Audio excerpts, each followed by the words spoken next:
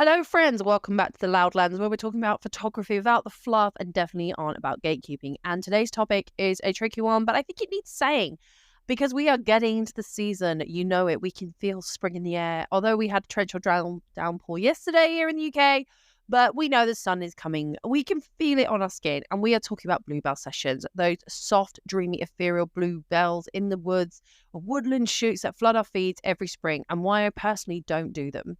Now, I'm not going to be the moral police here, but I've seen the damage up close, and I'll be honest, it's getting harder and harder to ignore.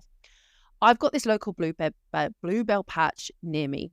I go there every year. It's a walk through. It's not a shoot location for me, but it's somewhere I walk through. There's a little path, and it's where I go clear my head, sometimes grab a coffee, meet friends, whatever. But over the years, I've slowly watched it getting destroyed. More flattened flowers, more people walking into the middle of the patch, children being sat on top of bluebells for a quick photo, be it with parents, or God forbid another photographer, props being dragged, tripods in the middle of it. It's actually a protected species.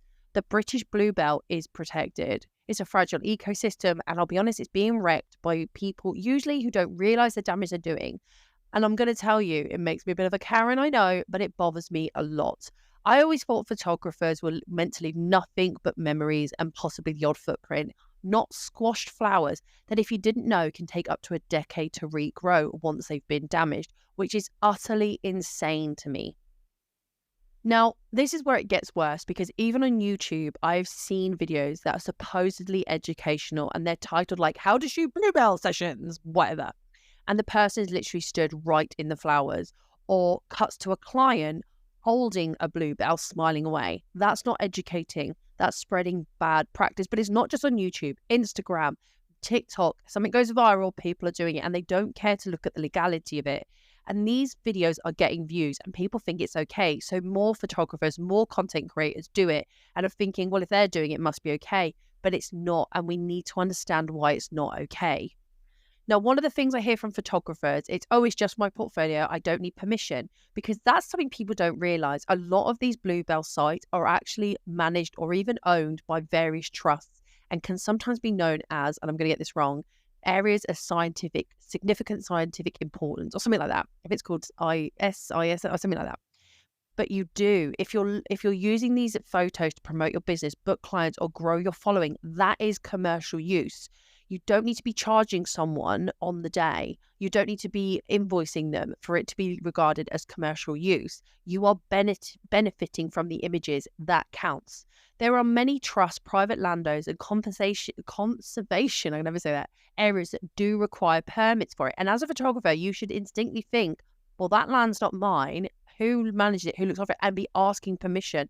In fact, I recently had a message from someone saying their local woodland trust are looking into potentially banning bluebell sessions altogether because of the damage. That's how bad it's getting. And you think they're just flowers. It's not just flowers. Bluebells, the British bluebell, are protected under the Wildlife and Countryside Act of 1981. You can't uproot them, but it also covers damaging them through trampling, breaking stems, or overusing the land, which can fall into harming this protected species. Even stepping on their leaves is a problem. They are slow to recover, and sometimes, I hate to know this, but they just don't. We cannot keep treating these spaces like they are disposable backdrops. If we are legitimate photographers, we need to make sure that we are not damaging stuff and we are not taking over spaces that we haven't even asked permission. Not every space is ours to shoot in. And honestly, the attitude is everything to everything. I see people tearing up moss, fungi, mushrooms. Yeah, fungi, mushrooms, yeah.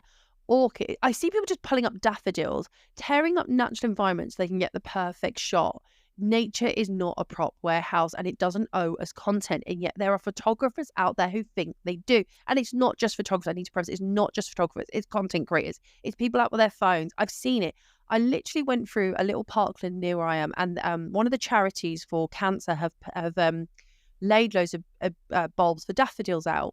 And it's stunning. I think it's called a field of remembrance or something like that. And there, in amongst it, was a woman cutting them to take home with her.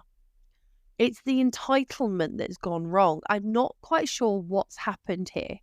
Now, I'm not here to say you can never shoot bluebells. If you're going to, you just need to do it more responsibly. Now, a lot of photographers definitely stick to paths and clearings and use longer lenses to get that look without stepping into the flowers. But I see people putting kids and props into the flowers. Oh, it's okay. No, don't venture anywhere off of that pathway. Don't pick them. Speak to the landowner, get a permit. You might need one, and educate your clients before the session so they know it's off limits. But it's not just photographer clients. I see people letting their dogs run through. You are responsible that your animal does not damage those flowers. And yet I see it. Do you want the fine? Be the kind of photographer who protects the spaces you work in. That's real professionalism. Now, why don't I offer them? Because even when I thought I was doing everything right, I only did one session, by the way, it didn't feel right. I was aware that bluebells were protected. I stayed on the path. But what happened was being on that path meant people had to step around us. And although nobody damaged the other flowers, I became acutely aware that as they were stepping round, not only was I infringing on their ability to enjoy the space freely, but also I was potentially putting the flowers at risk. And do you know what? I'm not going to be that one person that goes, oh, they're only a flower, get over it. It's not. It's the principle of the matter. It's protected by law. Why would I want to break that law? I don't. My shot is not more important than my surroundings and the ability for other people to enjoy the space. So I stopped. I only did one session there, and it was meant to be the one that I was going to use to promote my other sessions. And as I was walking back to the car, I saw more photographers setting up. And I get it. It's a beautiful thing to capture, and I do enjoy it. But thought more and more I'm seeing it, be it on notice boards on Facebook or posts that are recommended to me.